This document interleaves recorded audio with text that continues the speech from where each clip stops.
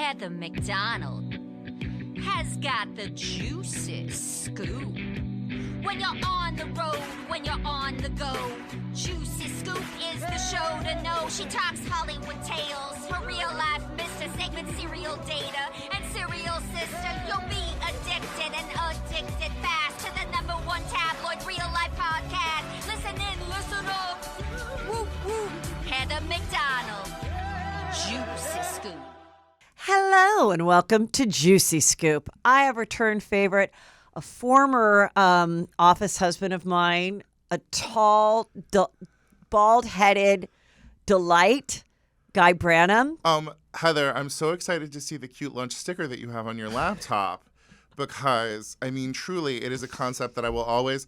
The concept of a half bottle of white wine being consumed with salads is something... It's everything. Yes. It's just everything. It means so much to me and something that is part of your distinctly Southern California wisdom. Thank you. I really appreciate that. I really miss having cute lunches with you, but we're going to enjoy... People can eat their cute lunch while they listen to us talking because there's so much Juicy Scoop to talk about. Now, you came in because you obviously heard about my triumphant return to television, which happened last night. Yes, how you were on Name That Tune. How was that? I won. Oh, really? I won $33,000 for Hillsides, which is a charity that I was introduced to by Dr. Drew, and it's been around for 100 years. And basically, it does a lot, but the thing that stands out to me is kids that were never adopted out of foster care that are young adults. Well, they'll help them get housing services, career help, school. That's so awesome. Yeah, because, so really important. For so many people who don't have the support that luckier people do, being able to have people there, especially who will give you mental health care and be there for you as you're figuring out who you are, it's so important. I very briefly thought it was Hillsong that you were playing for, and I was like, oh no, is Heather back on her bullshit? And then I was like, no, this is okay. I should have known better. Heather is a Catholic. Her Christianity is of a distinctly Catholic flavor. But this is a non-denominational nice thing. Yeah. Yes. In choosing your charities as a celebrity, you kind of have to be pretty careful about it and make sure. My favorite was when Ariana Huffington did Celebrity Jeopardy. She played for the Ariana Huffington Foundation. And I was like, beautiful. You get that coin, Ariana. Hillary Clinton, it's the Clinton Foundation. Yes. Yeah, that would be a little suspect. But no, anyway, it's the second time I played for them. That is ignoring when I asked you years ago if you were going to start a charity of your own, what would your charity do? And I told you, Heathers for Heathers, helping Heathers stay hot for generations to come, where we encourage young pregnant mothers who are attractive to name their daughters Heather. And then the money that we raise, we give them, baby stuff, strollers, little outfits. So that it's not a name that is lost. So because it's really in a serious. It's like doesn't go the way of Linda. It's an endangered species right now. It's not happening. Yes. And I get a lot of Juicy Scoopers that come up to me, and they're like, "I'm sorry, but I'm not naming her Heather. I'm naming her Lily or something." And I'm like, it's okay. You can still be a Juicy Scooper. I love when Juicy Scoopers come up to me and tell me I love listening to your show, and I share it with other Juicy Scoopers that are friends of mine, and we talk about it. I text them about it. Well, when you've got something juicy to share, don't you want to share it with the best deal in wireless? Well, that is at Mint Mobile. For a limited time only, wireless plans from Mint Mobile are $15 a month when you purchase a 3-month plan. That's unlimited talk, text, and data for $15 a month. Mint Mobile is here to rescue you with premium wireless plans for just $15 a month. All plans come with unlimited talk and text and high-speed data delivered on the nation's largest 5G network. To get this new customer offer and your new 3-month unlimited wireless plan for just $15 a month, go to mintmobile.com/juicyscoop. That's mintmobile.com/juicyscoop. Cut your wireless bill to $15 a month at mintmobile.com/juicyscoop. Additional taxes, fees, and restrictions apply. See Mint Mobile for details. Were you excited to be It's not taking off, by the way. The charity is not doing well. Were you excited to be on a classic like 1970s style game show. Did you feel like at one with all of the people who were on the pyramid back when you were watching in grade school? Like, and what songs did you have? I didn't watch them. Okay, honestly, I was really bad at it, but Kevin Nealon was worse. But you also, and I was going up against Kevin Nealon, but I was have a deep pop culture sense, but you also sometimes have trouble remembering the name of things. Right. So like I would go, oh my God, I know this is the singer, or I know this is the next line in the song because they just play like a little, but I wouldn't know the title. Yeah. And so honestly, I was pretty bad, but the one that I did then God came down and blessed me. Yes. And the question was, you got to go to your challenger, who's Kevin, and the song came up, and they're like, how many notes do you think that you can get it in? And then he might say, oh, I can do it less, or call your bluff, and then he has a chance to win it and say, oh, now I want 10 notes instead of 5. And the question had to do with Annie. So Annie was in the title, but I can't remember what the question was. But I knew right away, I'm like, I know it's The Sun Will Come Out Tomorrow. I know it. So I said, I can do it in one note. And everyone's like, what? Oh, that's awesome. And then they did it. And then I knew it. I heard. What a beautiful big dick move to get to pull in a classic forum. And I got to sing. Yeah. And then they go, what's the answer? And I go, tomorrow, I love ya, tomorrow.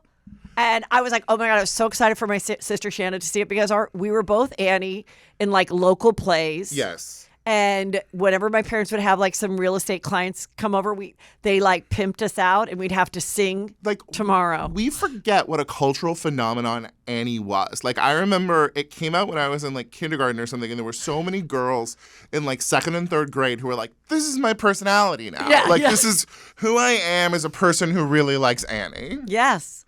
So I was Annie numerous times, like in summer plays where they do like the best of Broadway. Yes. And then, like everyone could at least have like a part. You just do a couple, which is, by the way, kids and people running theater departments in high schools, do best of Broadway.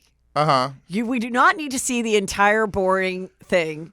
Just do the best of Broadway. And then that way, so many more kids have a solo. It's so much more entertaining for the parents. It's all hits. Well, you know that, like, we're having, like, a cultural moment. Like, do you know what the Jimmy Awards are? No, what is that? It's awards for high school drama.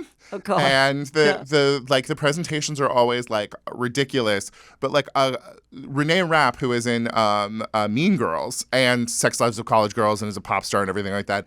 And then the kid who is in the Jennifer Lawrence rom-com, both won Jimmys the same year. And so people are like saying like, hey, look, 10 years ago, they won this high school award and now they both have careers that are exploding. And so I love that. That's a good, like, I really, came up from my bootstraps kind of a thing. Yes. I thought this was kind of funny. You know how the new flex is that like I came from nothing and I was poor. I had no connections, whatever. And, that's why when I win my speech, I'm going to be like, and to my grandmother, Kitty Morrison, who came over here on a boat in 1915. To think that I could be here a little over 100 years later is amazing. But I was watching Paul Giamatti, who won for his role, which I want to see. But I saw him win for the Golden Globes as well. And he was like, this is a really important thing for me. I came from a family of teachers.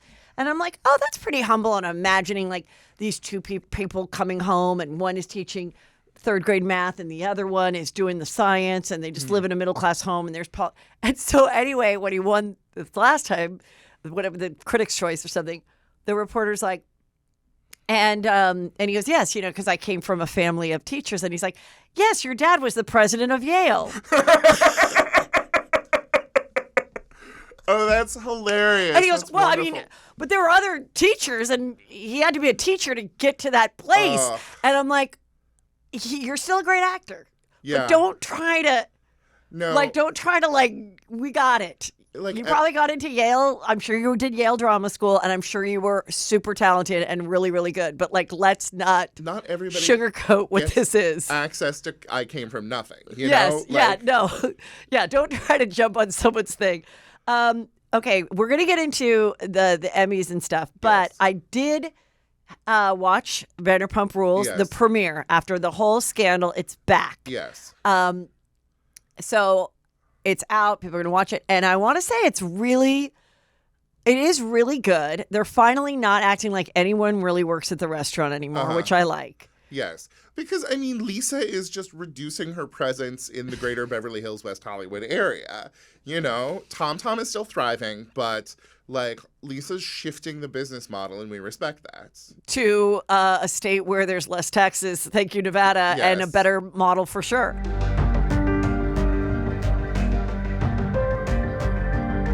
All right, you guys, let's talk about my new favorite show, Traitors.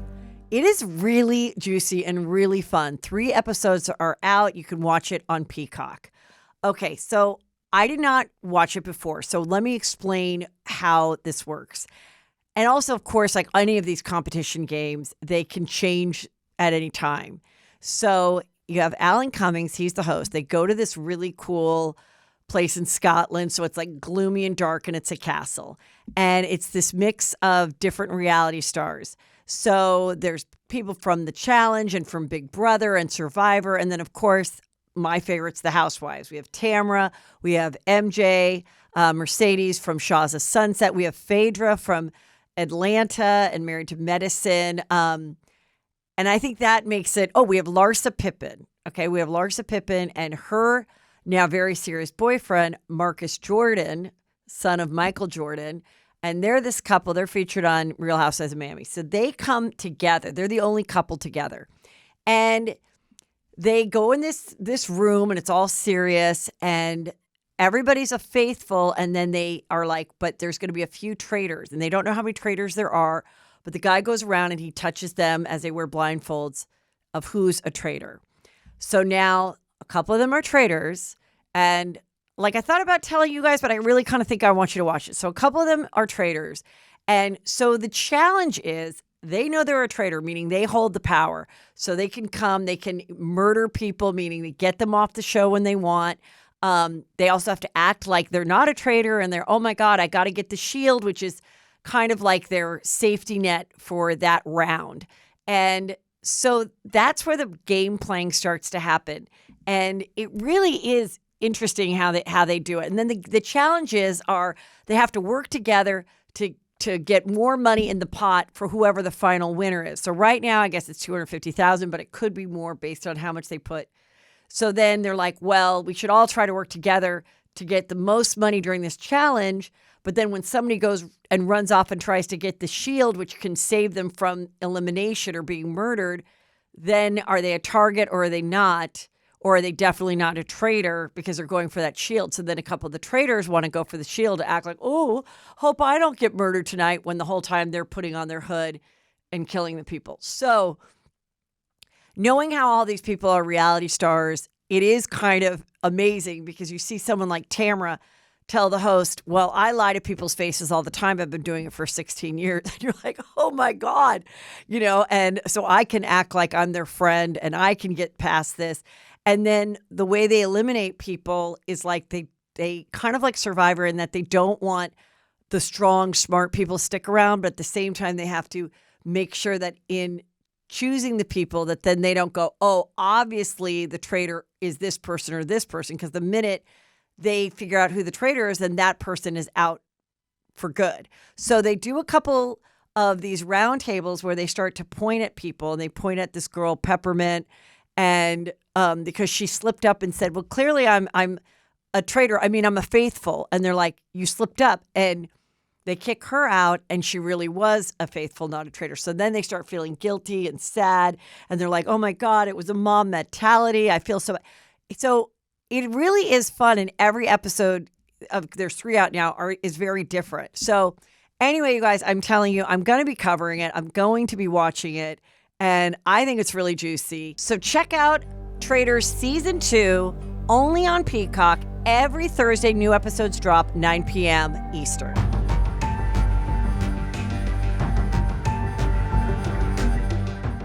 Well, now we know about the scandal. You know that Tom Sandoval cheated with Raquel. Yes. And so we see Ariana and they're living in the house together, but they make it very clear Tom is doing that Navy SEAL show. I like that they didn't act like he was out, polishing glasses. We said it. It's what's happening. Thank God. We Thank God. understand how the reality world works. This is just what these people do. Right. They share their lives on TV now. Yes. They started out as waiters. It's really not that anymore. So that was good.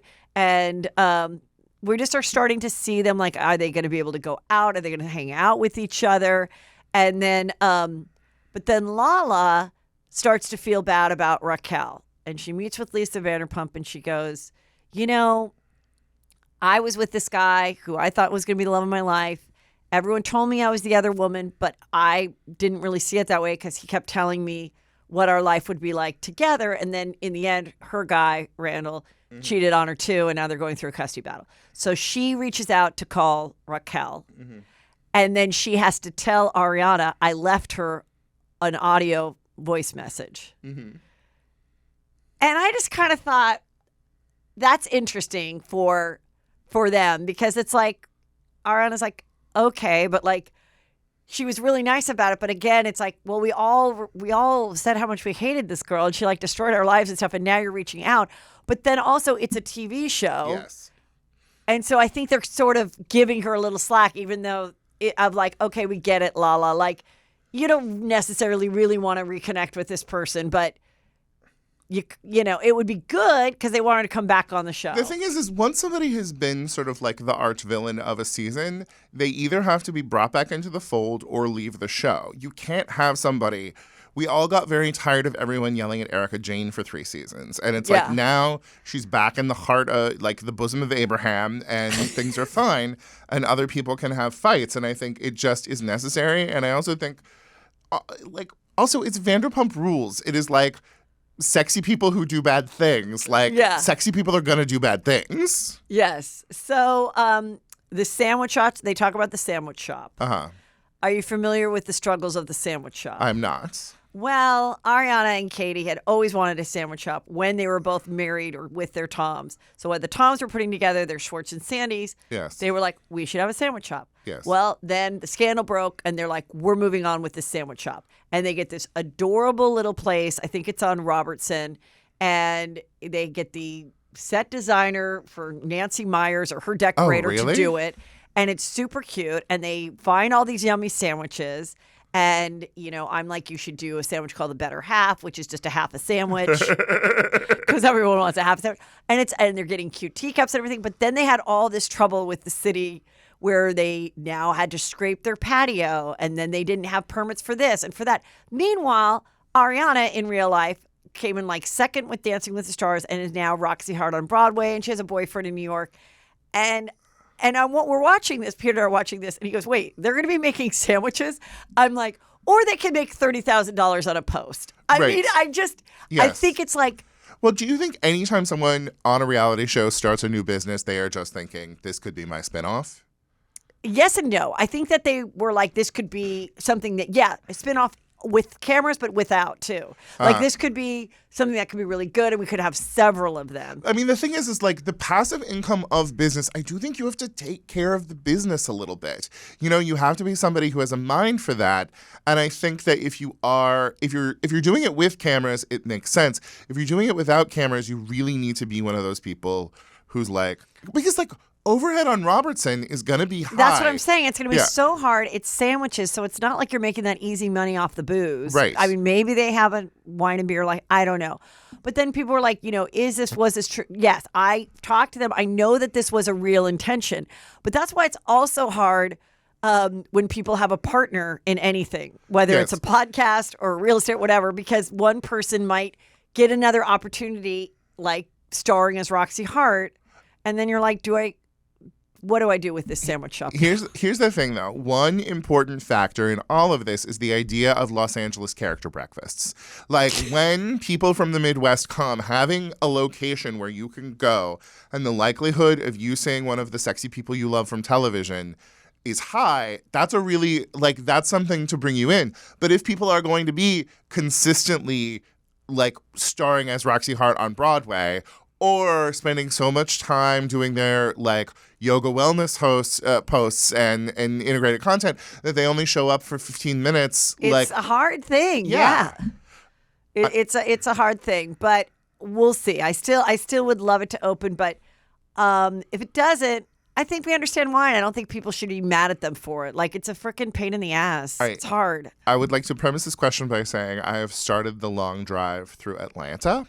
And Real Housewives of Atlanta. Yes. Okay. And in learning, like, as I go through and sort of like learn about the history of these characters, I realize just how many characters have had spin-off shows. And, you know, like, that there was Tardy for the Party, that there is Married to Medicine. Tardy for the Party. Well, you know what's happening to them. But, yes, but my question is essentially, is Vanderpump Rules the version of that Housewives spinoff show that was most successful? And do you think it is because Lisa was smart enough to center people other than herself? 100%. She was so smart. And Brandi Glanville will say the whole reason it's a success is because of me. Oh, really? Because it was... Because she had the thing with Shayna, right? Because Sheena, according to her, unbeknownst to her, had a thing with Eddie Cibrian. She did not know about Brandi Glanville, or if she knew he was married, he was telling her he was getting divorced, whatever, the classic. But then he later on cheated with Leanne Rimes, who now he's been with for like 12 years or something. But at the time, even though he was with Leanne Rimes, Brandi didn't love Sheena. And then Sheena worked at the restaurant. So they filmed this. They knew about this. Then they filmed this thing. And then the way it was the most genius thing. So Real Housewives of Beverly Hills ends and they're at a restaurant. And then they literally like go through a kitchen door end up at the restaurant, and then you meet all the people. The backdoor pilot of Vanderpump Rules is genius. Is one of the most beautiful things I've ever seen. Yeah. Like, I really was just sort of like, I haven't watched the show still, but like, I watched the backdoor pilot and I was just like, I want to watch that show. Well, here's the thing. It's like, Brandi could say it's because of me, but it's really because of Sheena. Sheena was... shared the honesty about it, has stuck with it. She got married, she got divorced, she's got married again, she has a baby. I mean, she's been on this for the whole time doing stuff. Follow-up question. Yes. Just, like, as a gay man, I have a different relationship to sort of, like, sense of ownership over someone you're in a relationship with.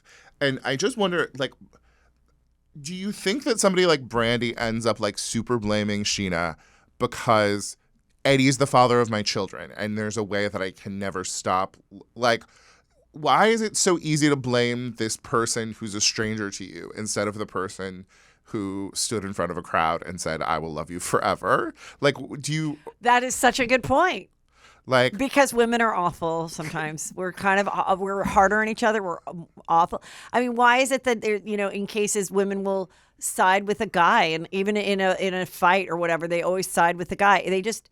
But I think I don't know. I think when you have children, I imagine that when you have children, there's a way that, like, this person will always be part of your life. Right. So in many cases, people feel invested in just, like, keeping hold of something, Yeah. And I just think with the whole thing, why the Sandoval was so interesting is because Raquel and Ariana were friends. Yeah. They were really close. The deception goes so much deeper than Sheena meeting some hot actor and him being like, yeah, my wife and I live separate lives, or whatever he said. And he was just cute and it was just fun. And she was just an aspiring actress. That's like a totally different situation than going after your best friend's dude. You know, it's just completely different. Well, like, actors who have to play people in a couple so frequently end up cheating with each other. Right. And do you think there is the same kind of, like, heightened erotic state for people on reality shows? Do you think? No, I think from what I've heard from Raquel, who's now speaking her truth, it was like they got together, they bitched about filming when they weren't together, just like any other coworkers, and then they were just attracted and they both felt it and they went for it and nobody stopped. Tom is super hot. And it went on for 7 months. Yes. And then she was believing what he was saying and what she believed their life could be once he officially broke up with her.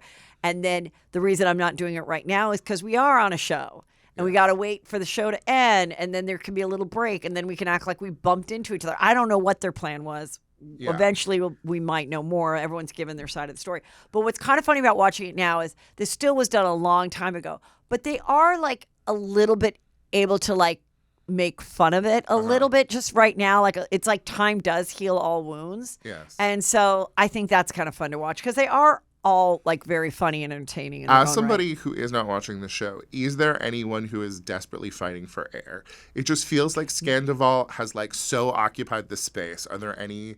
No, okay, because what's interesting is for a few years they tried to get like different busboys and they cast people and they push these other people on us, thinking like we need a 2.0 cast because these people are getting older and they may leave. Yes. Now, as you can see in this photo, it's only the main players. Yeah. It's DJ James, Chyna, Tom Sandoval, Tom Schwartz, Ariana, Lala, Katie, and Lisa. That's it. I mean, we're going to see a couple other people, but all the other people that were like, on the third shift on a Monday, they're not coming. Those waitresses are not part of this anymore. How do you feel about the place of combining whites and neutrals amongst our young, this sexy photo? people? I think this looks good. I mean, I'm glad they didn't do the purple. Like purple is the background, cream is the middle. I think this is good, and then that Lisa wore solid white pants. No, I think they all look great. I'm a little annoyed with everyone wearing cream at all times these days. It was like.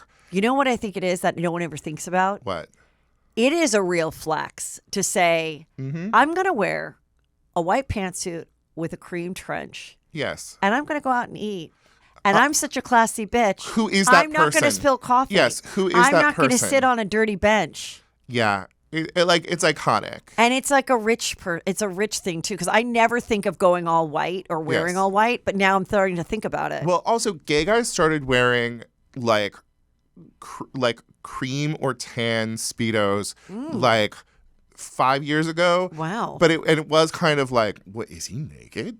And Oh, okay. Yes. Well, we always copy the gays. They always start it. So I thought it was rich ladies in New York. Find out it's gay guys in West Hollywood. So let's talk a little bit. There were several shows in the last 2 weeks. There was the Globes with Joe Coy. There was Critics' Choice with our girl Chelsea. Yes. And then Anthony Anderson did the Emmys. So I will just say I thought he did great. Yes. I thought it was whoever thought of let's do old sitcom songs and celebrate that versus like hard jokes of pointing at people in the audience was freaking brilliant. Well, and also having so many casts from long-running shows that never won an Emmy, I thought was like a beautiful thing to say. Like, it's always sunny in Philadelphia. Like, good for you. You get to be here. Like, remember how great you are. Right. I thought it was really nice, and it played to his skills because Anthony Anderson isn't a stand-up, is he? No, I don't think he was ever a stand-up. He's just always a comedic actor. Yeah, and so like he was able to pull it off.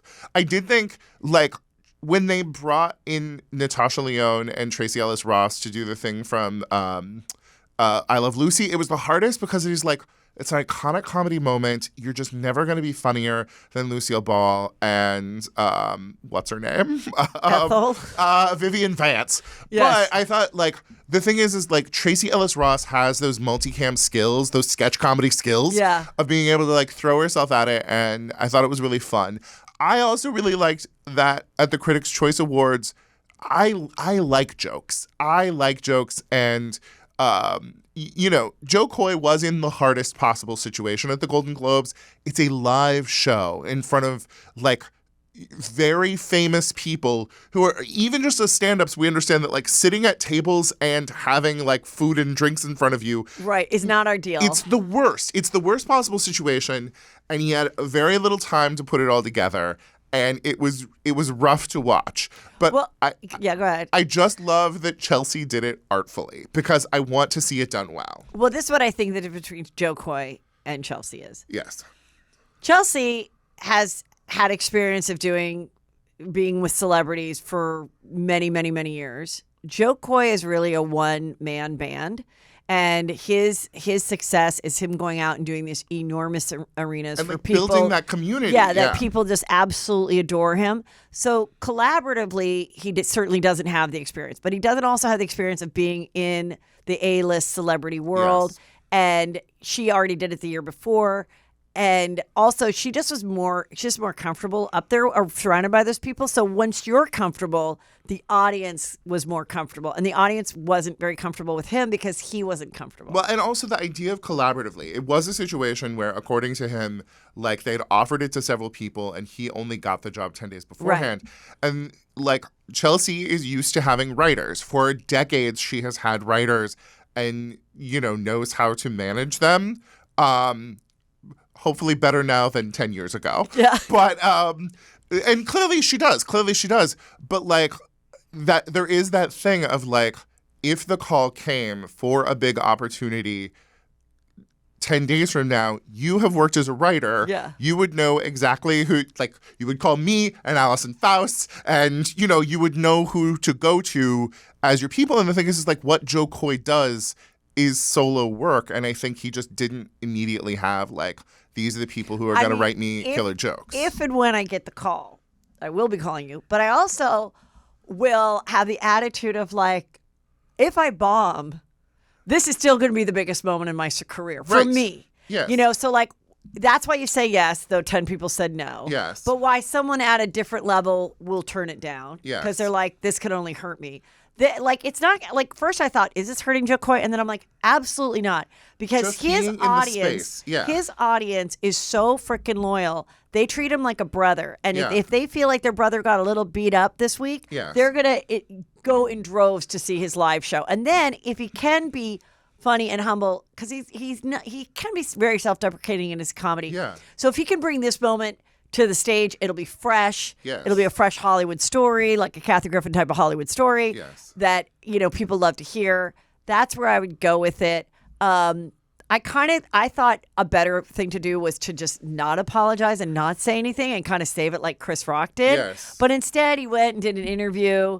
I think it was with the LA Times, and he kind of was like defending his. And I'm like, I would have said, don't do anything. Let people forget about it. Come out and be like, you guys, that was a fucking nightmare. Well, whatever. And then have everyone just, join in with you. It's so hard when the media's attention is on you. Mm-hmm. Like, you have had those moments when there was, like, something going down and, like, the media's attention is on you and there's such an inclination to respond, and being able to be like self-possessed and just sort of say like, I'm going to control how I respond to this. It's really hard. It's much easier said than done. Yeah. And when you're living in it, and it's like, that's why you need just like a sober coach. You need like a social media coach. You need literally someone that's going to be like, I'm not letting you be alone with your phone. We're going to go to Cabo. We're going to da-da-da-da. You're going to literally have blinders on. We're not going to let, anybody see any of this. And think about what we're going to do. But it's hard because I think you still have the yes man people that are kind of like, oh, no, it wasn't that bad. A lot of people are, look, I know there's some mean comments, but look at all the good ones and all of that. Like I said, he'll be more than fine, but he was never going to be in the acting world really ever again. But he'll always do well as this huge, massive stand-up, in my opinion. So this is only going to help his like world domination at the arenas. But I thought it was so great that Anthony Anderson was just like, I'm going to do something else. Yeah, I love it. Going to approach it in that way. It ended up being... and he got to sing. Also something I'd like to do. Wait, what did he sing? He got to sing a lot of the theme songs, yes. Yeah, and he wasn't even trying to be good, but he could still kind of carry a tune. Remembering how good the Jeffersons theme song is just, I mean, it's... Well, also, I just thought, I love that because... he was like saying, I had a crush on Tootie or whatever, talking about it. Yeah. And I always remember when I was writing with the Wayans brothers and I was like, oh, I loved Good Times. And they're all looking at me. Good Times theme song, sorry. Yeah, they're all looking at me like, you did? Yeah. And I remember Keena was like, I want to know, like, growing up and watching it, like, what did you think? And I was like 27 and I just said, I remember thinking, I'm so jealous how close their friends live to them. Yeah. That they're next door. To me, I didn't think of it as like, oh, this is what it's like if you don't have a lot of money and you live in the projects. I was like, oh, this is a different kind of family. And I think that's what was so good about those shows is that it exposed the world, but in a positive way. Well, also those network shows you just, back in the 70s and 80s, we just watched television and we're like, if this is on, it's relevant to us. Yeah. And like there were Black shows that, like, as a white person, you were just like, well, this must be relevant to me. It's on television. I have to tell you. Yes. There is a like 5th season episode of Good Times where she goes to the doctor and there is a light-skinned Black doctor who is very condescending to them because of their social status, and she refers to them as you people, and there's a moment where the mom says, "And who do you think you are, Debbie Boone?" And I always remembered that joke. And the thing is as a fat person, when you go to the doctor, doctors are so frequently really condescending to you and don't listen to you. And the number of times that I've gone back and watched that episode of Good Times just to sort of like think about and realize that it was modeled for me that there are medical service providers who will be condescending to you and not take you seriously, and you have to advocate for yourself. You wouldn't think naturally or normally that this show for Black people about like issues that were relevant to African Americans in the 70s in the projects would like be something that was like a useful tool that I carry around in my life, but it is a useful tool that I carry around in my life. Okay, well, this is my good time, 2 good time moments. Okay. There were a few. But one was when she's like fighting with her husband about something. Florence, what's her name of the character? And she goes, a woman, and she goes, don't say it. And he goes, is only meant to be in the kitchen or the bedroom. And I remember watching that and seeing her get angry and being like, oh my God, you know, that people would think that. And like, and I'm like, you know, I also thought it was interesting that the girl had her own bedroom. Yes. But the boys had to share the couch because the girl had to have her own bedroom, which is also like a thing culturally that is sort of interesting. Yeah. Like, you know, that to protect her and that nobody's getting at her and like the darker side of that. Yes. And then the other one, of course, was Janet Jackson playing Penny, who had an abusive mother. Yeah. And I was like, oh my God, and seeing like the iron mark on her back. Yeah, I remember that episode so... Yeah, and it's just like, I just don't know that there's kids today that watch something as a child and will remember it the way we're talking about a show right now. Because I think that there is such effort made to insulate them from darker things because parents don't want to have these conversations. Yeah. And like when you think about the way that like primetime network television was saying like, well, now you have to have a talk to your kids about molestation because like Arnold went to the bike shop and like you know, we all remember what's her name on Punky Brewster getting locked in the refrigerator. Like you understand you don't play in a refrigerator. Yeah. Well, I remember I wrote a paper at SC about how many depressing storylines were in 70s sitcoms versus that there were like none in the 80s. All the 80s, like the 80 ones, they did not have these depressing real moments. These like, you know, One Day at a Time where she's crying and she's like, all these moments of Bonnie Franklin, like being a single mom. And we saw that in the 70s. And then the 80s, it was more of the positive happy, which was what was being fed to us. It is interesting because I have gone back in the recent past and watched a bunch of the Norman Lear sitcoms from the 70s, and they are so good. It's like watching a good play. Like they're so smart and so funny at the same time. And then I've gone back and watched a couple of 1980s sitcoms, and they are just like forgettable cotton candy. Yeah, I know. Is Norman Lear still alive? No. I think we just lost him. Okay. Well, let's talk about the important stuff. Fashion. Aubrey Plaza wore this. Did you see somebody who made it the Post-it from Sex and the City? Yes. So she had a yellow dress on with this weird top of it yellow with a big needle through it, and someone I think it's someone who runs a Sex and the City fashion account on Instagram, so apologize for not. But it said it was the breakup Post-it that Carrie got. They just wrote it on there. I mean, as somebody who worked at Fashion Police, there is sort of like the trauma and joy of remembering I would have had to have stayed up all night long writing 60 jokes just about that dress. Do you have some to give us right now? No, I don't. I'm sorry. And then the pregnant girl. She said... Suki Waterhouse. Sorry, no, go back. I have a joke. Okay, for Aubrey's Post-it dress. Her stylist said, well, we have to figure out what you're going to wear at the Emmys. And Aubrey said, let's put a pin in that. Good.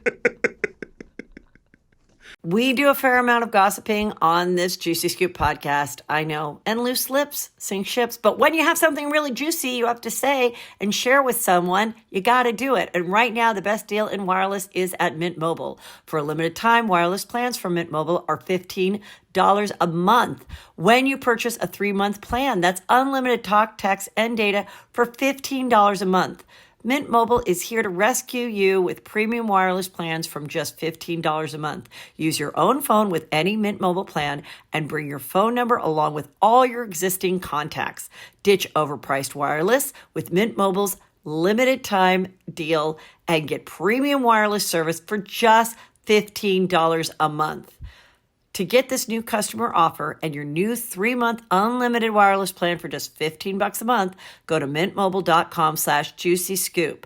That's mintmobile.com/juicyscoop. Cut your wireless bill to $15 a month at mintmobile.com/juicyscoop. Additional taxes, fees, and restrictions apply. See Mint Mobile for details. Nothing starts my day off better than when my hair is having a great hair day. And one way to do that in 2024 is Ouai. Get your way to good hair days in just 5 minutes with Ouai's new hair gloss. Not only does hair gloss give you immediate shine straight from the shower, it also helps treat damage and enhances color vibrancy to get your hair looking and feeling healthier. I have been using this.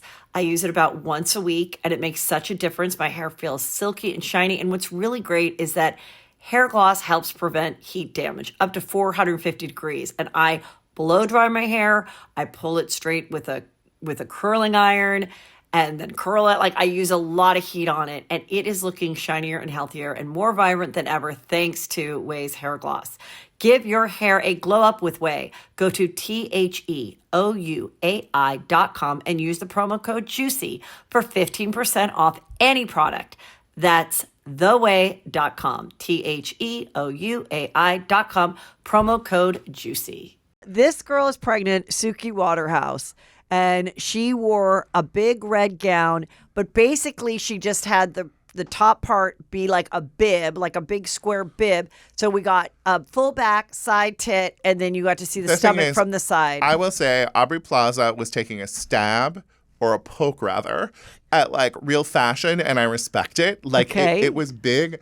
This, I think, is dumb. This is just, I do think there's something to be said when you just go, look, I just want some press. I actually don't want to look good. I just want some press. No, there's this one singer-songwriter, Bonnie something or other. Bonnie McCrae, is that her name? She always shows up to the Grammys wearing the most ridiculous outfit. And on Fashion Police, we always covered her because she did that. And she's like a very successful songwriter who has a solo career of her own that doesn't get enough attention. And she would just be like, I'm going to show up wearing something batshit and you're going to cover me. And I respect that.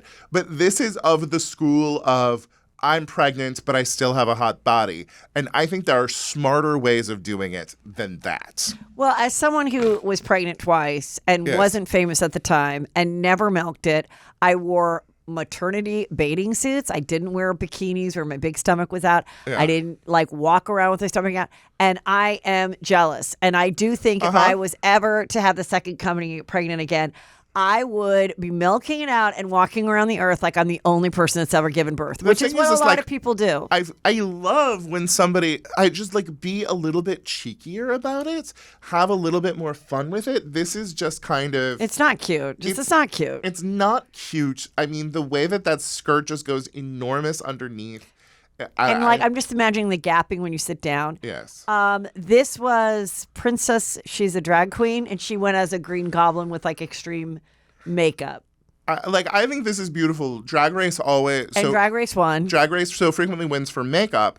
And I think, like, show up with your skills. Like, the wonderful thing about drag queens is that they can turn themselves into beautiful women. Yes. But also, you can do anything with it. And, like, just having her in the background of shots as a goblin was thrilling to me. And I think the best thing about RuPaul's Drag Race, and they just sent me this great packet, so I got a cute sweatshirt. You judged, right? Oh, you were on Snatch Game. I got to be on Snatch Game. Yeah. I got a sweatshirt. I got a cute T-shirt. It's on MTV now. Ross Matthews is now a producer, so he got an Emmy. They've won like 63 Emmys or been nominated. I don't know, so many wins.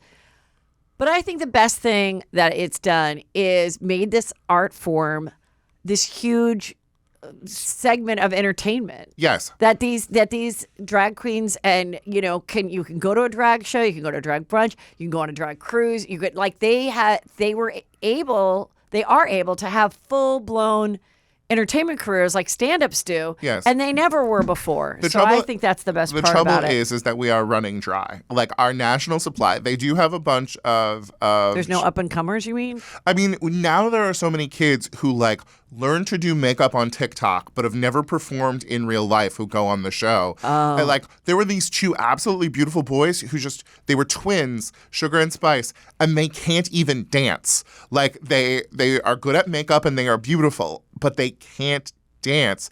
And I do think I have a show for you. Yes.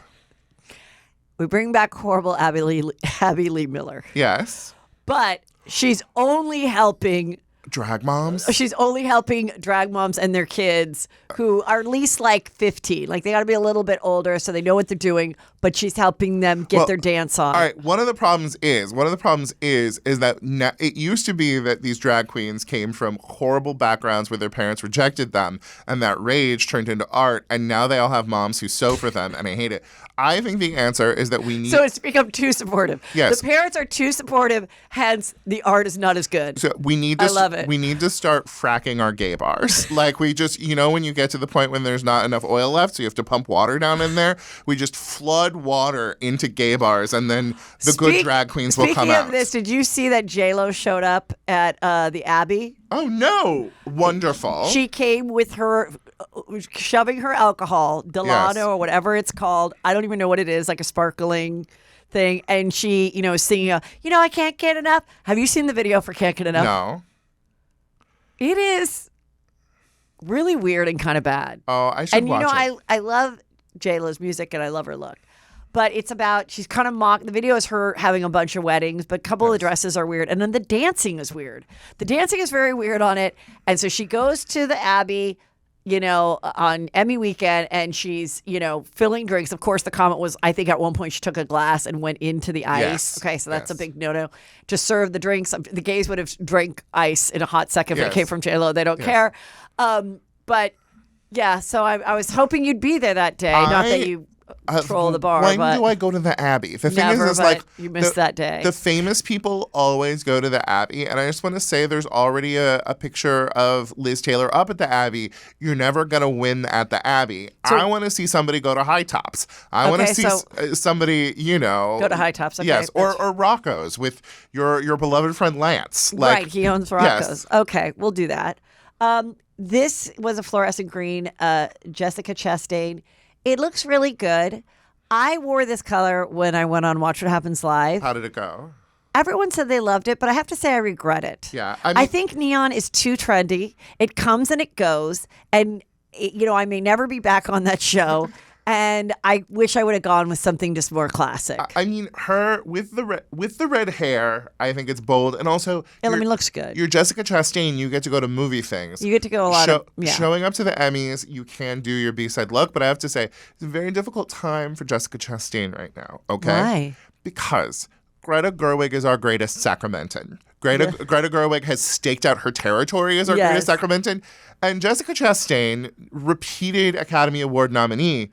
Academy Award winner has to be our second greatest Sacramentan. And I think, she doesn't know how to get her way out of this. She's stuck there in the number 2 spot. Yes. Also, I can't believe Eyes of Tammy Faye won an Oscar. Or whatever it was called. Is that what she got it for? She won it for the Tammy Faye movie, right? I loved that movie. Oh, I thought it was fine. Okay, all right.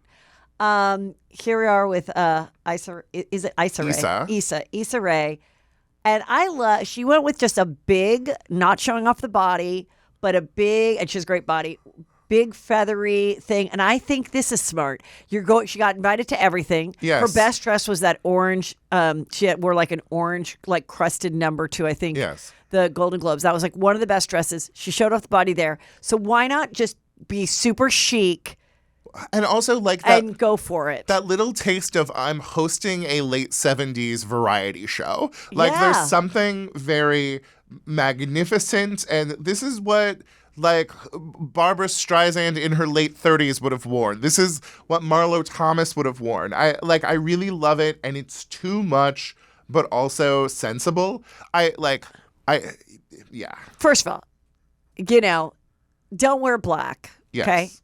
And if you're going to a bunch of events, I think it's good to get your brain going and be like, okay, I'm going to do 3 really different looks is smart. This was awful. I thought she was so cute in the little performance. Callista Flockhart, Ally McBeal. The performance was cute. I just think it was ugly. And then you wanted this dress because you loved it. You want to borrow it? I didn't. Oh, you didn't love it. I'm so tired of Hannah Waddingham princessing. Okay, so the thing is like everybody's like, what am I gonna wear? And I feel like just size-wise, just like capacity of the theater-wise, too many people are showing up to award shows saying, I'm the princess. Okay. And she has been princessing at the Emmys so hard. She like stands up in standing ovations, everyone who gets something. She like makes it about her a lot. Do you think she's what the kids would call a pick-me girl? I mean, a little bit. I think she's a theater girl. Like, remember her acceptance speech it was the Emmys or the Globes a couple of years ago, where she was like, more people should hire West End actors. And I think she is, to her bone, a West End actor. More people should give girls from south of the Boulevard, the Valley, yes, Emmys, okay? Because we have it rough. But on the south. I come from the south side of Ventura. I would love for her to show up in something at one award show and have it be big ass fashion. Like, right. I mean, and that's what I have to say for Aubrey Plaza is like she didn't hit it out of the park this time. But she got people talking. Or like Issa Rae showing up and being like, at this moment in time, I am a 37-year-old Diana Ross. Appreciate it. I love it. Yes. And then I thought this was a really good dress. This is Kerry Russell. It is. She did the long cape thing, which I am going to do when I go. Yes. Why not just come big and bold? You can always switch to a different dress for the after party. Yes. But for sitting in your seat and possibly going up there to get an award, have a train, have a cape, have a bustle. Do it. In everything you have to say, what is my moment? I just worry about, are you spilling out of your seat? As somebody who in any situation will be spilling out of my seat just with my physical person. You don't want a cape. Well, the thing is I think if I did go, I would wear a cape. Yeah, why not? And, so there you go. And then this was just a classic gorge. Yes. I mean, Megan Fahey. And she just wore like this beautiful blood red, just strapless. She's thin. It just was like so pretty. It just was so classic and pretty. Great. She looks beautiful in it. And like also was one of the people who like at an Emmys where pretty much the people you expected to win won, she was in one of the categories that was like, this is competitive. Yeah. Good for her. And then I thought, this is Donald Glover. I mean, he's good at the job. And I just like, he didn't wear the classic tux. He did like a little embroidery. Anthony Anderson also wore like flowered embroideries on a tux. I kind of like that. Like, you have to do so little as a man to be doing something daring. Yeah. And also, I do think, like, the stylists for black men, like the black stylists who work predominantly with black male performers do more interesting stuff. Yeah. Like, but this is beautiful. It's such magnificent detail work. And it's also not like, so frequently the answer for guys now is just like, don't wear a shirt and show off that I have a good torso. And I like that this is not just that. Yes. I think it's fun that they play around just into the classic thing. Yes. Okay. I thought this was interesting because they got together for the Grey's Anatomy co-stars. And it just, for Juicy Scoop history. Yes. Do you remember when Katherine Heigl pissed off Shonda Rhimes, got 100%. Kicked off the show? Yes. And who was her best friend who was gay on the show? Oh, yes. What was he wasn't TR there. Knight. TR Knight. What has happened to TR Knight?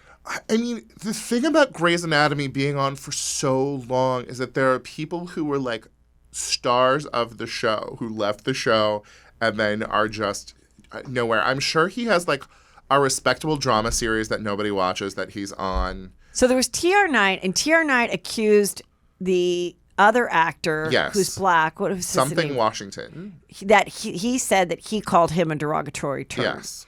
And I feel like all three of them just ended up leaving the show shortly after. Yes. And that is always rough when somebody points out discrimination and then they end up feeling so uncomfortable. It's very retaliatory. It makes me very sad. When someone points it out? When somebody says this person did something wrong to me, and then they are the person who ends up losing their job. Right. And then she went on the red carpet, Katherine Heigl, and at one point dissed the writers. Also something not good to do, which is basically Shonda Rhimes. So then she went on to do, she thought she was going to be a movie star forever. And she had all those, what I like to call dry bar movies. Yes. When you get your hair blown out, they play them over and over, which is like, 27 Bridesmaids. 27 Dresses. Dresses, yeah, all those crappy movies. Yes. And he said, I went to all of them in the theater. Oh my God, me too. And it was just always like, with all that music that plays, that dorky music don't, like whoever's doing the sound editing of those stupid 2000 movies as they're like trying to get ready for a date. It would be wrong to say she single-handedly suffocated the romantic comedy, but maybe she did. But I loved the humility of coming out and saying, I am willing to be here with my Grey's Anatomy crew. I am happy and ready to work, and I am still 6 inches taller than Ellen Pompeo. Yes, and but yeah, I remember we were on the round table, and I said something. I'm like, she suffers from Katherine Heigl syndrome, which is where you believe the hype of your gay best friend too much. Yes. And I'm like, I blame TR Knight for her becoming quite pompous as the Grey's Anatomy girl. Yes. But then you also have a team of people that are like, we're going to get you movies and this and that. And would you rather do a movie about bridesmaids dresses or learn 17 pages of medical terms overnight? And she was in what was the pregnancy one called? Not 40-Year-Old Virgin. But she was in a huge romantic comedy. Judd Apatow, that one was cute. She was in a huge romantic comedy. Everything was on her side. I think it made sense, and I think it is unfair to I don't know. I think we're inclined to say a woman was experiencing hubris because she believed in herself. Where you're right. Yes, you are totally right. Again, we don't say that about a guy. So true. This Vogue did this photo. And it is Happy Birthday, Kate Moss. And I saw it, and I was like, this is not a flattering naked photo of her. And it was from whenever, 10 years ago, or who knows when. And the comments are like, you did her wrong. Also, I think whenever this photo was taken, having kind of a flat ass was still acceptable. And so I think people are not used to seeing, a real body. It's like her naked body twisted and turned.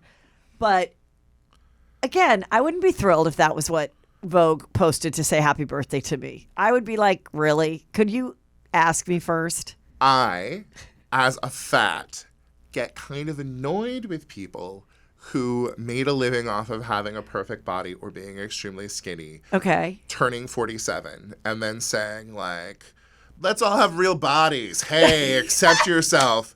And you're right. You're right. And this, I think it's a really beautiful photo. I think it is an homage to Rubens and those sort of the statues of the arts. Bruegel, I think Bruegel, but the sort of 17th century sort of voluptuous courtesan sort of buttocks kind of thing. And I think it looks really good, but I am I think the bigger thing is, yes, Vogue magazine obviously owns the photo. She did a photo shoot with them. They said happy birthday. Maybe she approved it. We may not know the backstory, but I would hope that if you were going to do something like that wasn't just like you and modeling from 1975 and you're wearing a Ralph Lauren blazer or whatever. If it was anything more risque than that, I think you should ask the person. Even though you've signed off, you don't own the photos anymore.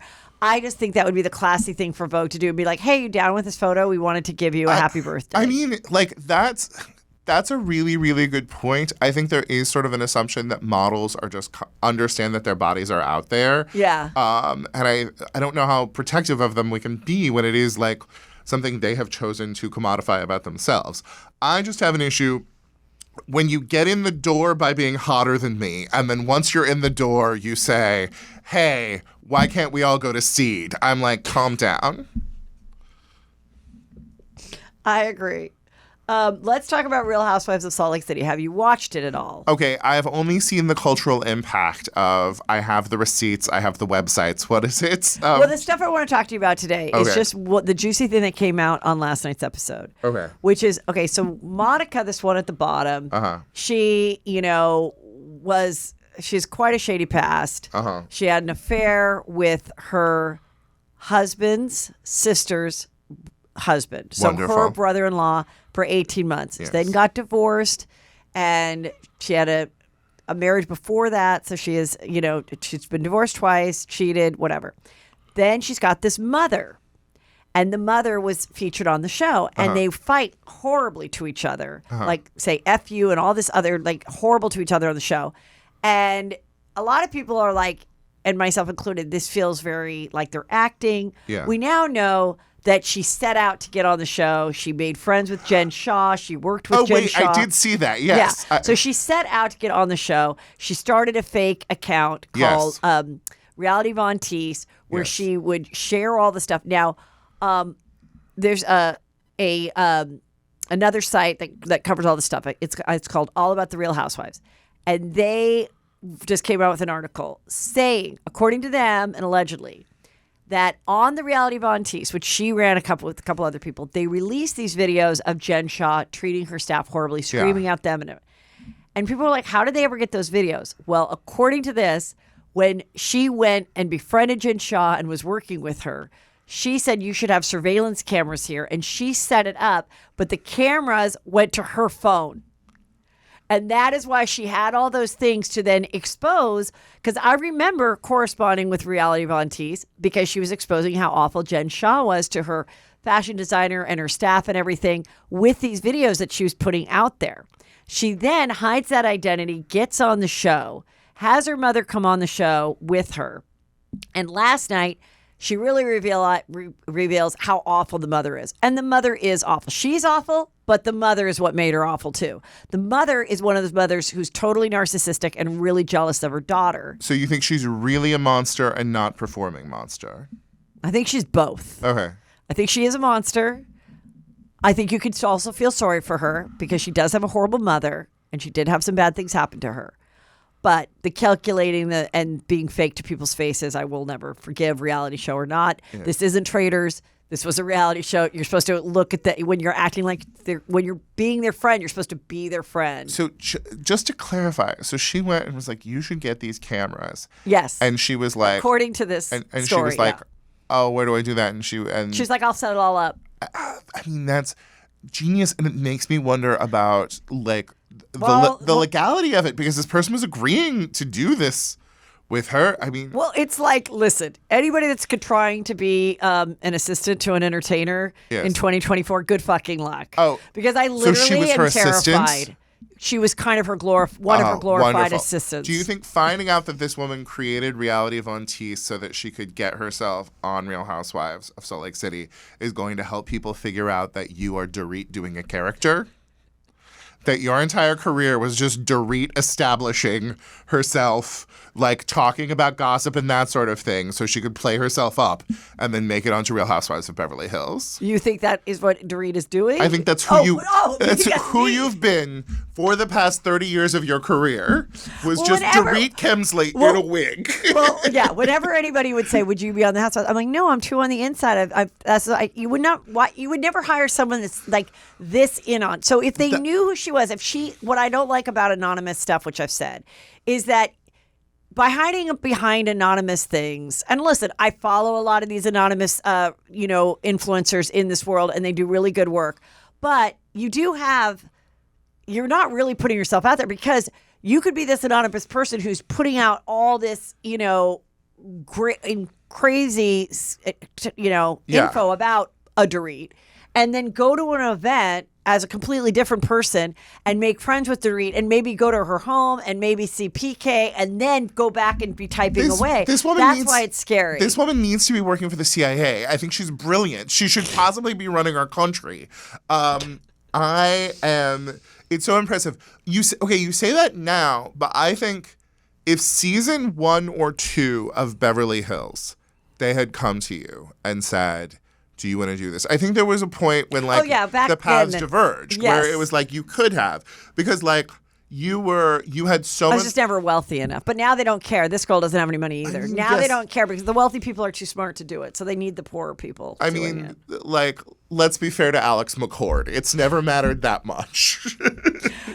Okay, so then she says in the thing about her mother, because she said one of the sad stories she said on the show was when I was 12, my mom dropped me off at this family. I didn't even know who they were. They weren't even relatives.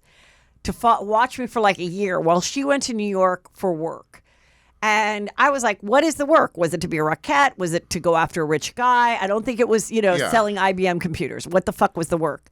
So now yesterday, she revealed to Andy, yes, it was to pursue, work in television, actress, whatever. She said television. And so then she's like, and when I went to my mom's house after I did my final interview, and I think I bombed, I didn't think I was going to get it. I laid on her couch and I was crying. And she goes, let's say a prayer. And she's like, this is what the mom says to her.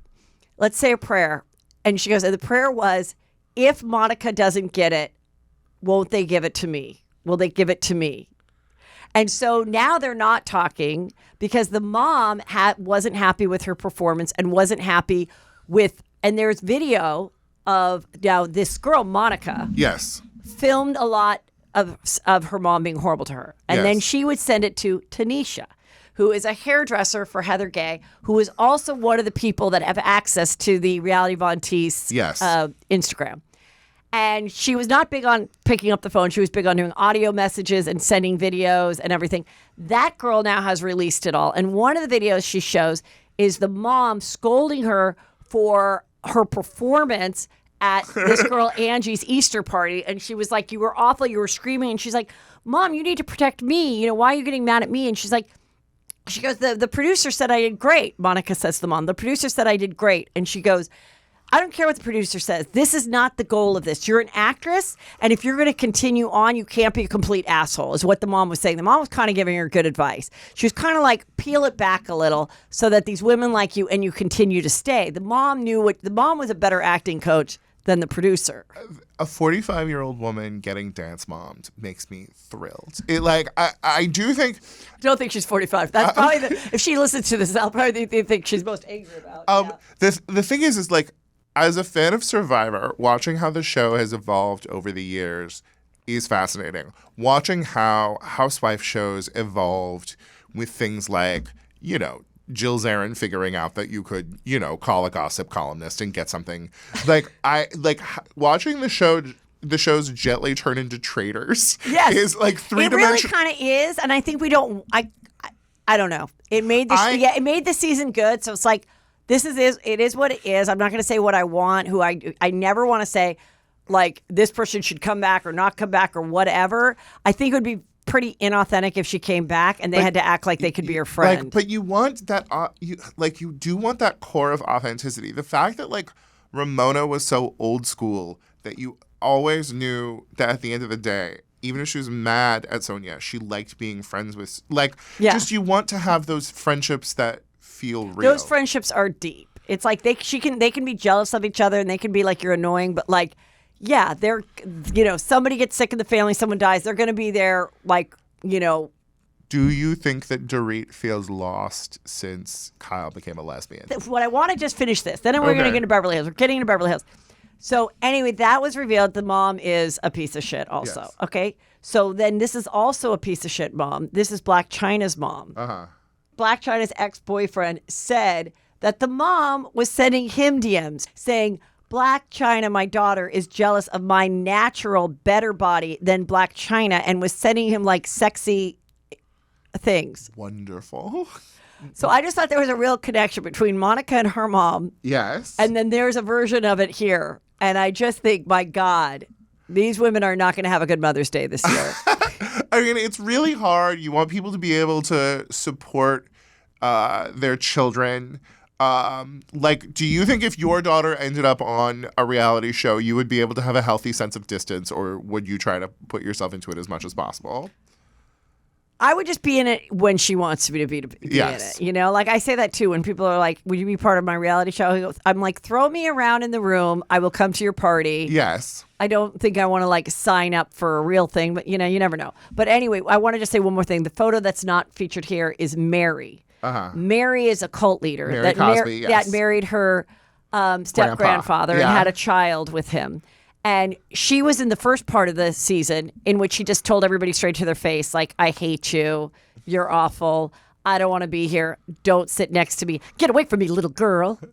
She was like always awful to everybody. So then we now know they just stopped inviting her to shit. Yeah.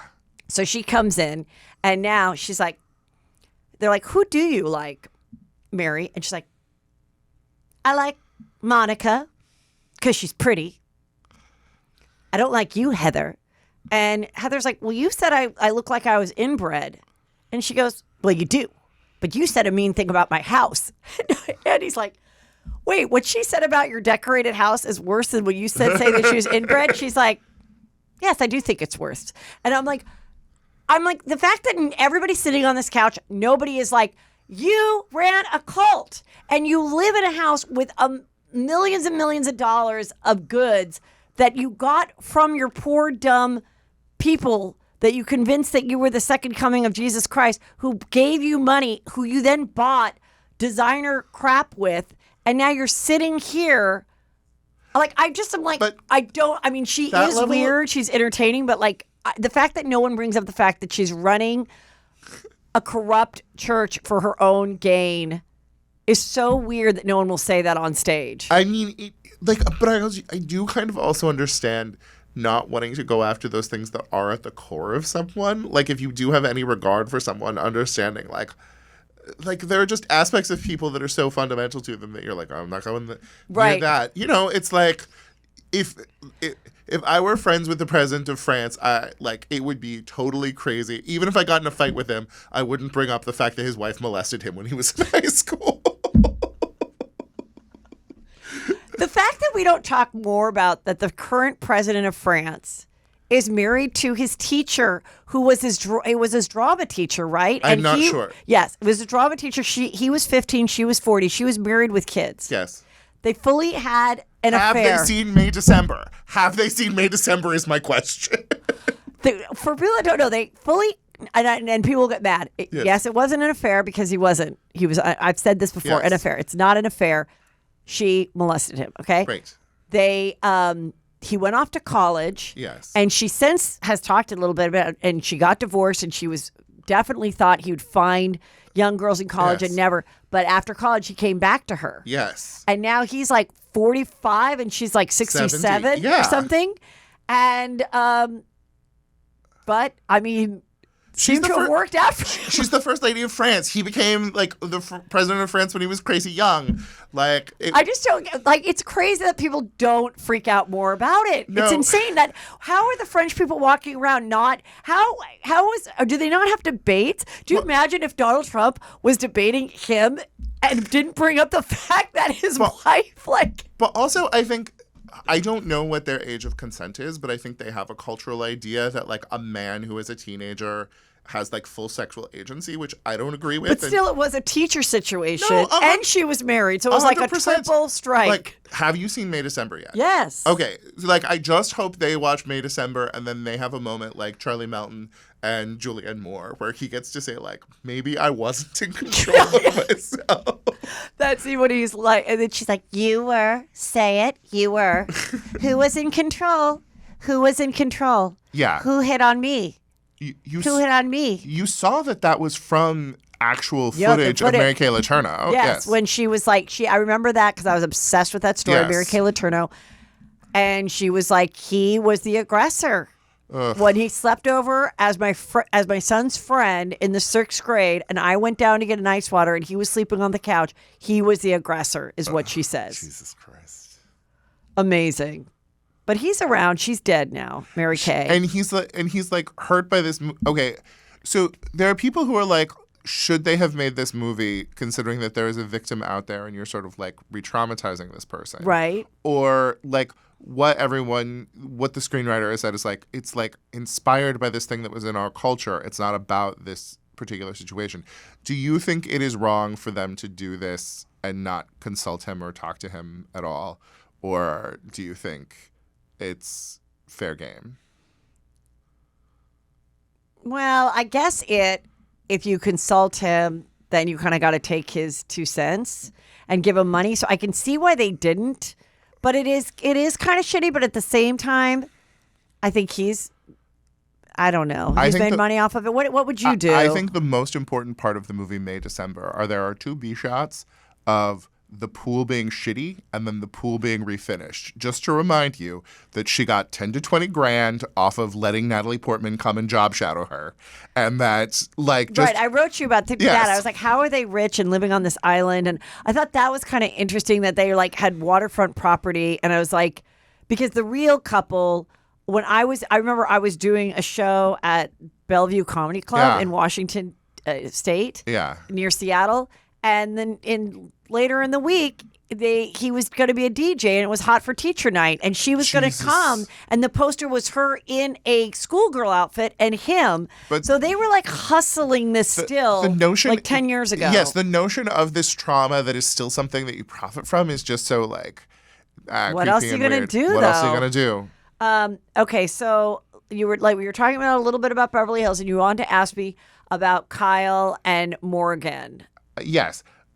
I personally think that the real victim here, yes, Kyle's marriage breaking up does affect her children, but I think Dorit no longer having best Jewish couple friends is really hard, and I think it hurts her place on the show. Well, recently Kyle did an Amazon Live. Yes. Which is, she's supposed to be selling products, but basically she just spills tea. I don't really understand how it works.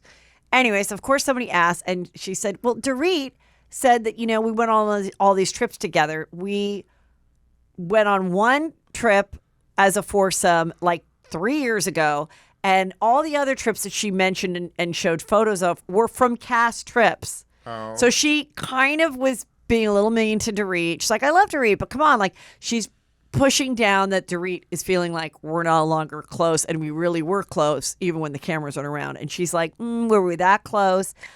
I have gone back and forth on her and Morgan's relationship. And it is literally like this. I'm like, it's real, it's not real. It's for PR, it's to or promote the thing. Maybe they fingered once, but they aren't anymore. Now, I take it back.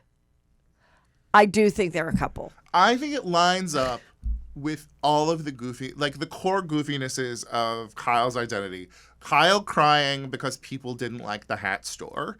And did you see the Instagram of Rihanna liked her hat store in Aspen? Yeah. And, I was so happy for Kyle. But this, and look, we've all known some late in life lesbians in our lives, and I do think it is. And some that were waiting to come out still. Yes. But I think for her, I think that this was potential bisexuality that was always there, and I think just men take women for granted, especially over 35 or 40, and having somebody who really appreciates you and really takes care of you is very appealing in its way.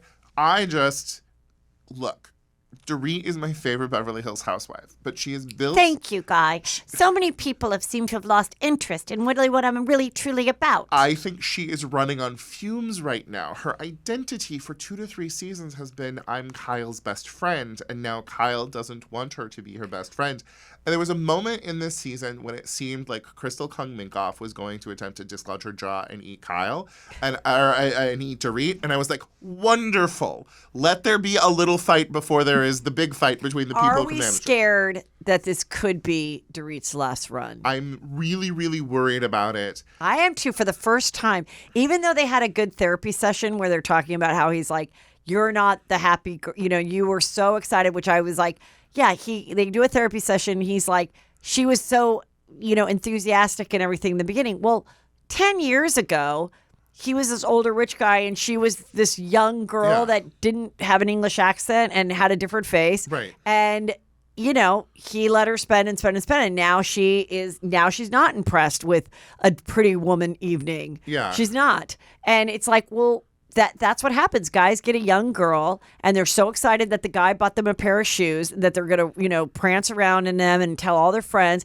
And their 50-year-old first wife wasn't that excited about any gift the guy got him. But then that young girl eventually becomes just like wife one and is no longer impressed with you. And that's all it is. Kyle can get away with a season of just doing like light comedy in family scenes. There's nobody else who can get away with a full season of just doing light comedy in family scenes. And I really hope that Dorit gets another season. And I don't think she will, but if Dorit attempted to take down Crystal or the new girl, what's the new girl's name? Anne-Marie. Anne-Marie. If she really attempted to Lucy Apple Juice one of them, like, I would be thrilled by that. I think that would be good television. I think if she could properly stay out of, like, the sights of Garcelle or Sutton, she could, like, be really fun B stories on a lot of shows. So do you think Kyle and Morgan Wade are going to be the reality version of Sarah Paulson and Holland Taylor, the May-December lesbian relationship that's been going on for like at least 10 years? Not at all. I respect Sarah Paulson and her relationships so much. They are the fucking classiest. Holland Taylor, of course. Cherry Jones, yes. And looking at Sarah Paulson, I don't know. When you look at Kyle being around Morgan Wade, I am just like, I think, truly enraptured. I'm gonna make you love my... First of all, I hate her so much. I don't. I actually liked the song that she played at the memorial, though that song had nothing to do with your friend dying. But I also think girls do steal style from their girlfriends and boyfriends. Yes. How many times has, look at Kourtney Kardashian becoming a punker. Yes. Like it happens at every age. It could totally happen. So I do think. But also lesbian couple merging it's stronger.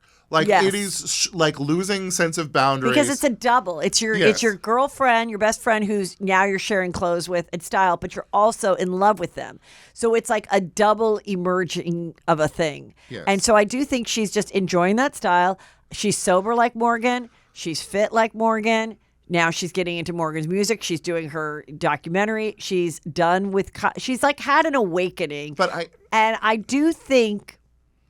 But this is what I also think. I think once she breaks up with Morgan, if they don't end up their days together, I don't think she'll have another lesbian relationship. I think she'll go back to being with either Mauricio or another guy. She'll go back to Mauricio. Yeah. Okay. I think the thing is like this is not a situation.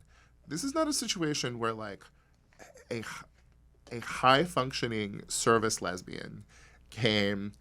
Like a service top lesbian who is like, I'm going to be in control, but for you. Okay. Came to where Kyle was. She made Kyle pick up everything and move everything. And like, Kyle doesn't want to be sober. Kyle doesn't, she wants to be a little bit fit.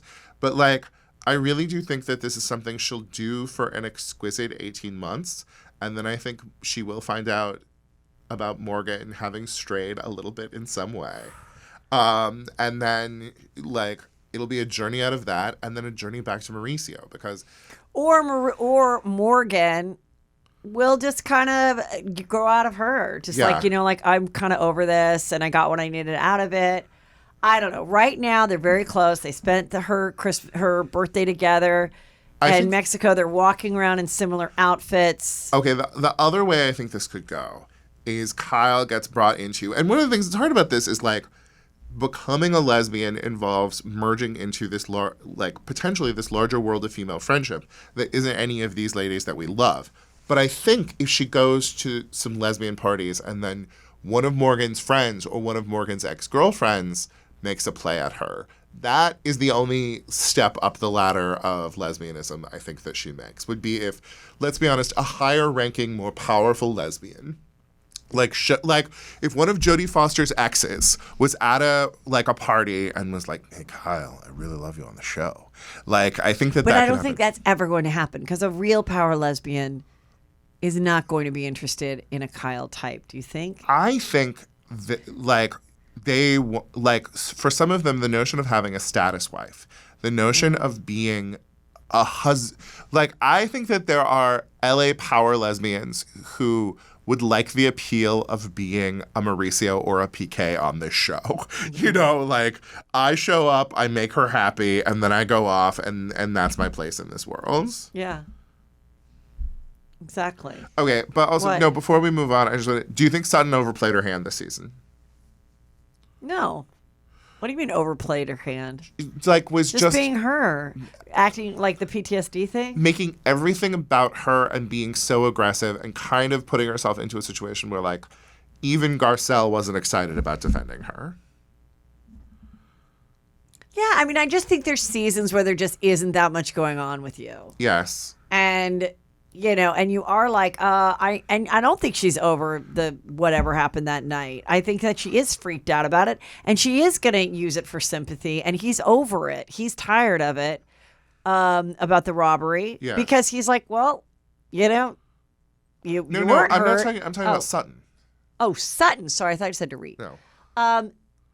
Sutton with, oh my God, let's just talk about the bad acting at the casting of her dates. Oh, They're mean, all like they're all former actors. I Yes. feel like I'm watching $1 Million Listing, which I'm going to get to right here. okay. $1 Million not listing, $1 Million Matchmaker. This is The Patty. amazing Patty Stanger. This is Patty now, and I've been friends with her for a long time, and I know since.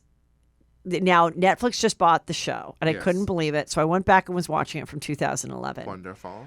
And I just want to say her work on her face is so good. To think that in this day and age, you could be cuter and hotter at 60 than you were at like 43 Do you know, is why it's great to be born today. do you know her well enough to find out the name? Of the doctors? Yes. Oh, I'm sure she would tell me. She told me she got her teeth done. Uh-huh. So that's a big, big difference.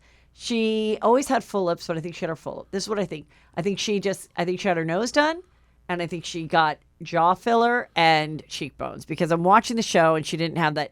So what? And then she lost weight and she looks amazing. Looks fucking amazing because this was her. Yeah. And where are these two people? So she had these two for $1 Million Matchmaker. For those that don't know, it was one of the first Bravo shows. It was on for years. And she would say, I meet my millionaires. And she put people, it was all very produced and cast and everything. Okay. I don't think any two people that met on the show ever ended up together. Right. But outside of that, she claimed that she really did have matches that ended up together. Yes. So for some reason, she had this couple that looked like they run a tattoo parlor. It was ridiculous. It made no sense why she had them. And then they sit around and talk about these girls' styles, that their dress doesn't fit and that nobody likes a redhead. And I'm like, this is what we're talking about. These two people. But it was the magnificent ridiculousness of like a more cast and a more sort of like the beginning of reality was so weird. We didn't know what we were doing, and it is just amazing. So on this episode, they had this guy, Gummy Bear. And his name in real life was he Jason? No, he was Jason Davies, who inherited all this money. And so I just watched that episode from like 2011, and he was like such a mess. And his brother was named Jason Davies.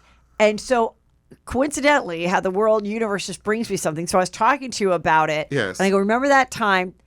Yesterday on TMZ, they brought up the fact that in the Mean Girls movie, the musical, yeah. they make a fire crotch reference. Yes. Which now Lindsay Lohan did not know until she like went to the premiere or watched it. So she's not happy because there was this moment when Jason Davies, who's now engaged to like a Pretty Little Liars actress, he was hanging out with Paris. And they said, oh, what's up with Lindsay? And he goes, Lindsay's a fire crotch. She's a fire crotch. And here it is, Lindsay Lohan, she's a fire crotch.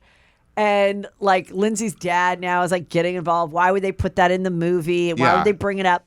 Well, on that episode, the same episode with the Gummy Bear guy, there's a redhead on the show that's trying to get on. And Patty Stanger's like, no, you're not hot enough. You're not cute enough. You're not allowed. And then she shows up at the party. You know, of course, producer brought her. And then Patty goes, get the hell out of my party. You're an ugly redhead. You're always going to be something like that. And you're like, and she's like, and you're a fire crotch. And she calls her a fire crotch. The girl trying to get on the show. Did we do a monologue about that on Chelsea lately? We always talked about these things. It was this was the time of Lindsay, Brittany, Paris. It was that, 2009 to like 2011 time. Beautiful times. But she would tell people, these girls would walk in and she'd be like, you're ugly. No one's going to want to fuck you. Like, it's literally that mean. I mean, She's like, it is a show fix your teeth. We 100% could not do now. It would be like, now it would all be about learning and growing. But it is beautiful to look back on that time. No, there's even a part in this where the gummy bear guy, he was Jason, right? Yeah. Brandon was the one who said the fire crotch was alive. Jason goes, he's with this girl. He gets a girl and he's like, asking her about her underwear, what's under her skirt. And he's like, but is there a cock under there? Because that I don't want any part of. And she's like, no. Oh, Jesus. Yeah. Like, no, like, I mean, we were like. But I just hope people don't go after her because this was a completely different time. I mean, it is really horrifying to look back at the way that trans people were talked about in media, like 5 years ago, 7 years ago, and it is really rough. And there are so many people who are so lucky that nothing from Chelsea lately is accessible online because so many of us would be destroyed. And that's why I'm saying, like, nobody needs to go on this. If you want to spend your time and go on this and then write her mean stuff or start a mean hate group, it's not going to matter because it's so long ago and nobody is going to agree to it. But it is. I am sucked in. I am thoroughly when we see these things, we just need to learn. Because even just like fashions, like Robert Downey Jr., who is going to win an Academy Award this year, was nominated for an Academy Award for a blackface performance 13 years ago. And truly, it's wonderful how much the world has changed.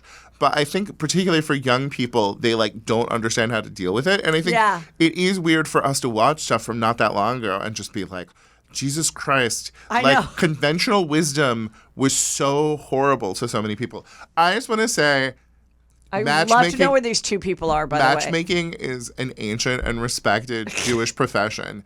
And if I am going to have a shadchan, I want her to be carrying an extra 15 pounds. I trust those bosoms to find me a man much better than the skinny fabulous version. I wonder how much of that is Ozempic and how much of that is She's been skinny for a while. She's been looking amazing for a while. Okay.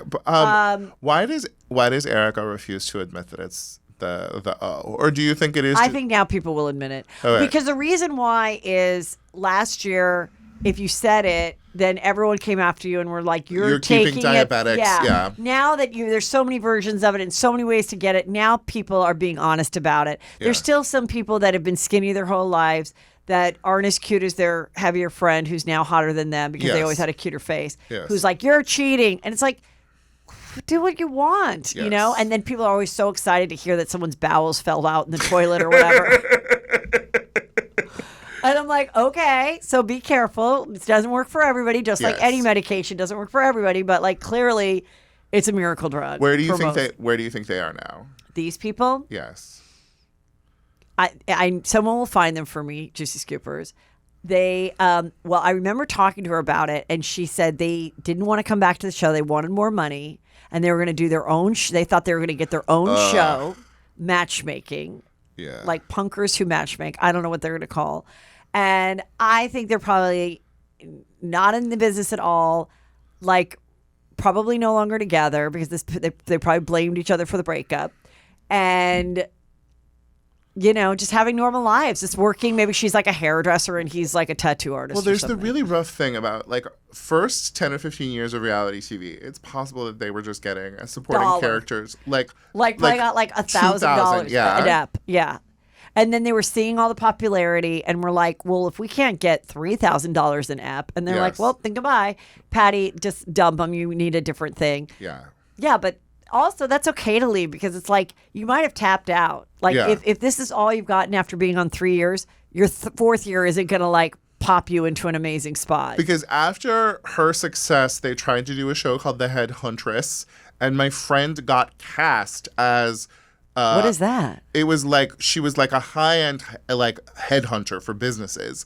And they ran the pilot on Bravo a couple of times, but like they cast her secretary. They did not use her actual secretary. They like cast my friend who at that time presented as hot gay and is now non-binary. You know, was he how we presented? Like like wait, actually they it is more appropriate to use they as pronouns for them. Okay. But they at that point in time looked like hot gay man. Okay. But they like figured themselves out and now present as more a lady. Oh, all right. Well, who knows? I'm going to end on this as how someone sent this to me and they go, I bet this was a movie Heather loved. It was called Angel. Yes. It was one of my favorite made-for-TV movies. High school honor student by day. Hollywood hooker by night. Wonderful. Her two worlds are about to collide. It's her choice, her chance, her life. You guys, I have to get my hands on this movie. Yeah. I absolutely watched it growing up. Mm-hmm. Like literally put it in my calendar. Could not wait for it to come out. Yes. I loved anything about street walking because I liked their slutty outfits that you had to wear to be a street walking hooker. Yes. Now you just, do it at your own home with OnlyFans. Yes. And she went to a private school like I did and had like a very nice life, but loved being a hooker. Can you believe someone wrote this? A girl under 18. I mean, it wants to be a hooker, wants to be a sex worker, which they called hooker back then. There's also the way that like late 70s, early 80s, we were obsessed with the sexuality of teenagers. It was like making a movie about how 13-year-olds wanted to get it on with adult men was supposed to be like sophisticated. Though I finally, I listened to the podcast, You Must Remember This, about Polly Platt. And I didn't realize Who's Polly Platt? Polly Platt is the woman who was married to the guy who directed Last Picture Show. Okay. And so she's who Irreconcilable Differences is based on. Okay. So she, her husband was a director and she like worked with him and then they broke up and he stopped making good movies. And then she like produced a bunch of stuff and wrote a bunch of stuff. And when I realized that Pretty Baby was written by a woman and like a smart woman who I respected, I was like, oh God, this movie that I've always considered very gross, I will go and watch it. And it ended up being an interesting movie that was trying to like grapple with the commodification of women's sexuality. But then did you watch the Brooke Shields documentary? And I've watched the movie too, yeah. But like the Brooke Shields documentary, her children just being like, I never want to see that. Like having to, like realizing that there are children out there who have to be like, there's a movie about my mom being sexualized as a child, which is really gross. But I also think that like when you are a 13, 14, 15-year-old girl particularly, did you watch I mean, I'm just thinking about this movie. Okay, first of all, it was written by this guy, Robert Vincent O'Neill. Where is he? And then also, like, I have to do it with this movie. Like, why did she have to do it? Like just like when I think about Pretty Woman, I'm like, but Pretty Woman, the character of Julia Roberts, before she got picked up in the car, was like going in strangers' cars and like sucking strangers' dirty dick for $100 and living with drug addicted Laura San Giacomo and having full blown sex with strangers. And also, but like just beyond that is the knowledge that like because of those women's place in society and the economy, a third of those guys thought that they got to knock them around or whatever. And the fact that we make this movie that like romanticizes it is like so strange. It's so crazy. But like, did you see the movie Bottoms? I mean, I cannot imagine it is something you wanted to see. No, but I saw the ad. It was about gay guys, right? No. Am I getting the name wrong? No, but it was girls and guys. But what's it about? But was it not about gay sex? It's about lesbian sex. It's about girls who start a fight club at their high school. But like one of the jokes in it is that like high school is just this machine for celebrating the changes in men's bodies. Like, the way that like every high school football player is like a pinup that the school is getting excited about and cheering for.